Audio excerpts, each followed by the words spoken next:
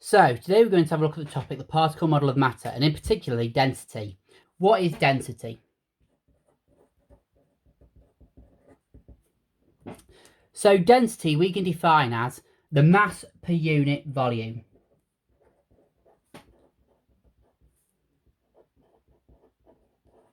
Now from our definition of density here, we can create an equation. Well, density equals, so mass per unit volume. What that means is that's mass over volume. Now for density, we're going to ignore the units for a minute. We know that mass at GCSE and all of the time for its SI unit is measured in kilograms. Volume is measured in meters cubed. Well, we need to be able to know the unit for density. Well, we've got kilograms divided by meters cubed. That means our unit for density is kilograms per meters cubed. The divide means per. Kilograms per meters cubed.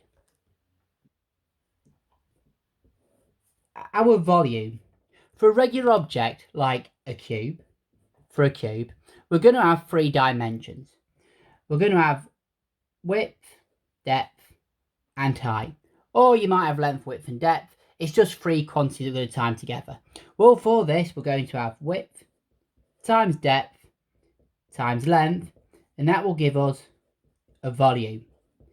Now we know that lengths are measured in meters. Well, meters times meters times meters equals meters cubed. You don't need to cube your answer, it's just a unit. And if we think about density, the mass per unit volume, we've got to relate this to states of matter. So which state of matter has got the most mass per unit volume? So if we have a volume of a meters cubed, which one has the most in there? Well, you will find that the most dense is going to be a solid compared to the least dense, which is going to be a gas. To think about this visually, here is my volume, and we're just going to call that 1 meters cubed. I've also got another 1 meters cubed. Now here is our solid. Here's our solid, all closely compact together, all in a rigid structure. Compared to our gas, which one has the most mass per unit volume? That would be my solid. So we've got an equation here. However, we know we're going to be able to represent this in symbols. Well, density is given the symbol rho, which is from the Greek alphabet. I like to call it a slanted P. Mass is given the symbol M. And volume is given the symbol V. That means this equation becomes rho M over V. And we've already discussed units.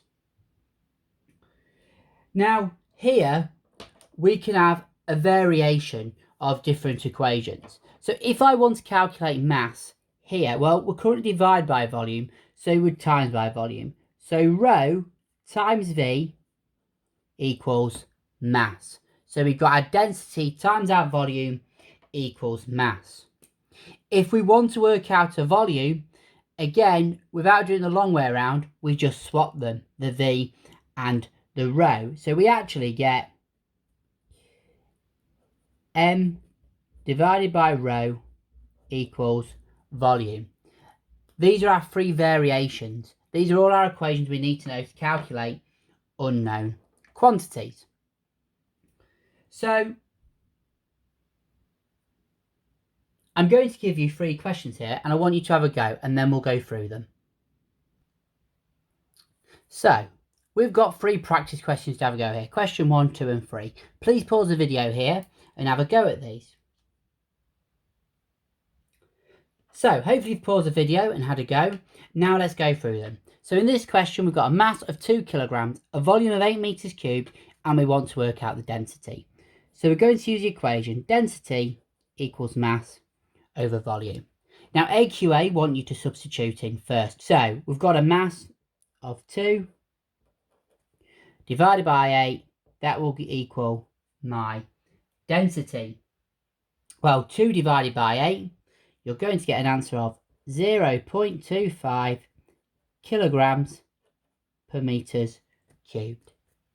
Again, let's have a go at question 2. This time we want to find out a mass. We've got a volume and we've got a density. Again, density equals mass over volume. But let's substitute in our numbers. 1,200 equals m, which is our unknown, divided by 20. This time we've got to rearrange. So we've got 1,200 times 20. And that gives us an answer of 24,000 kilograms.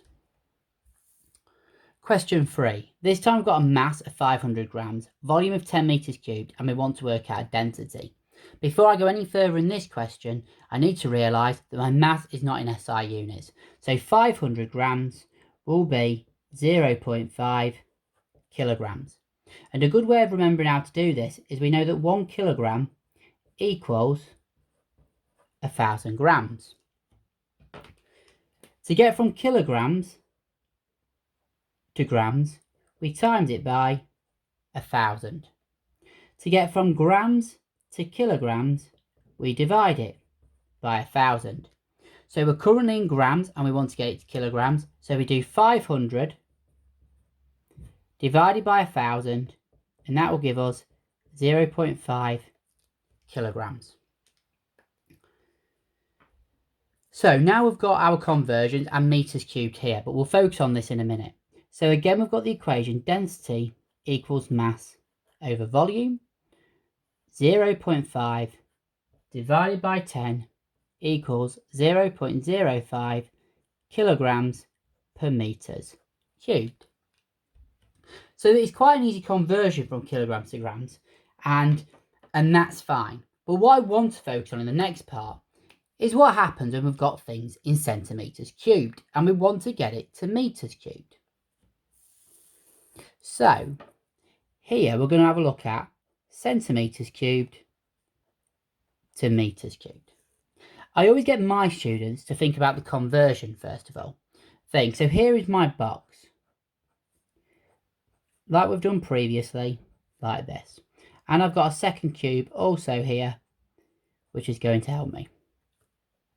So this one, when it's a metre, we've got 1 metre times 1 metre times 1 metre. We've got 1 times 1 times 1 equals 1 metres cubed. However, to work out the conversion, we need to think about what this would look like if it was centimetres. So there are 100 centimetres in a metre. So we've got 100 times 100 times 100. Well, that equals 1 million. So 1 metres cubed equals 1 million centimetres cubed. To get from metres cubed to centimetres cubed, we times by 1 million.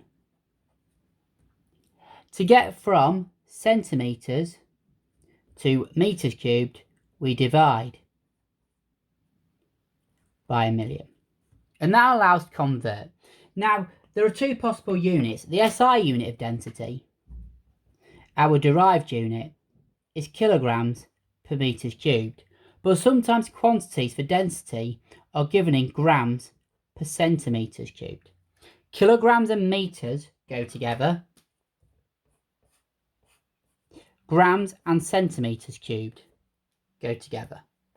So make sure you're looking at the right units. Make sure you can convert. So the final part of this lesson is having a look at the required practicals. So I'm just going to turn over. So we've got 3 elements to this. We have got regular objects, we've got irregular, and we've got liquids. So 3 different practicals in this one. So for regular objects, we're going to have a look at things like cubes, because they've got regular dimensions. So in this required practical, what you're going to do is you're going to work out the density. How could we investigate the density? Well, first of all, you're going to have to measure the mass on a top pan balance. 2, you need to measure your dimensions. And in these questions, you need to talk about the piece of equipment you're going to use.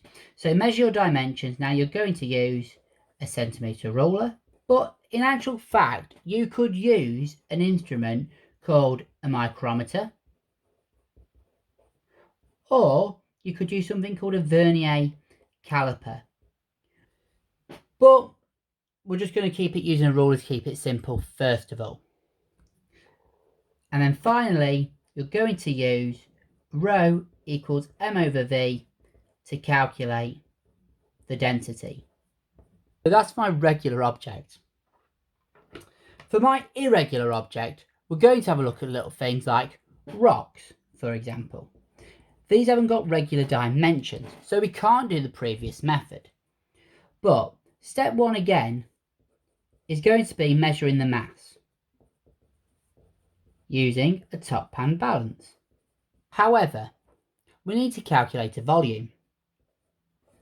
And for this volume, we're going to use something called a Eureka can or a displacement can. So what you're going to do is you're going to fill up the Eureka can with water.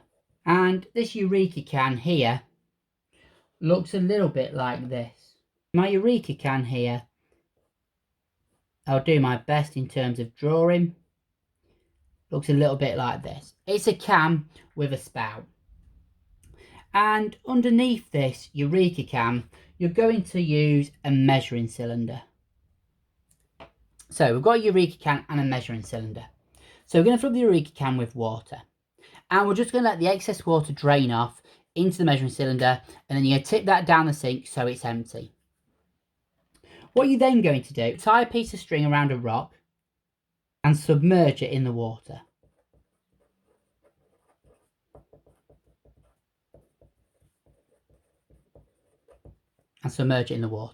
What you're going to do is you're going to collect that water in your measuring cylinder. Now, the water displaced, which means the water to come out into your measuring cylinder, the water displaced equals the volume of the submerged object. So the water displaced equals the volume of the submerged object. Well, you've now got a volume and you've got a mass of that rock. So my final step here is use rho equals m over v to calculate density. And I will do a video of this practical when I get back to school. So let's go through this. So we're going to measure the mass using a top pan balance. We're going to measure the volume using a Eureka can. We're going to fill up the Eureka can with water. We're going to tie some string around the rock and submerge it in the water. Collect the water in the measuring cylinder. The water displaced equals the volume of the submerged object. Rho equals m over v to calculate the density. My final practical for this is going to be liquid again. So again, you're going to measure the mass of the beaker first of all, and first of all that's going to be empty. You're then going to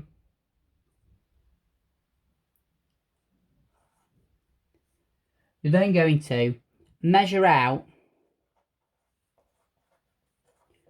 a volume of liquid, which for an example might be 100 millilitres. You're then going to measure the mass of the beaker and liquid. Again, using that top pan balance. So once you've done that, so step 4, you're then going to use your total mass minus mass of the empty beaker, and that will give you the mass of the liquid. You've then got a volume of a liquid and you've got the mass of the liquid, so again you're going to use rho equals m over v to calculate the density. So you've got mass of liquid divided by volume of liquid, and that will give you the density of the liquid. And that might be, for example, salt water is an example we use in school. It might be a sugar solution. So they're the 3 different methods you can use for density for the required practical. And you've also got all of this we've done before. Hopefully that was useful.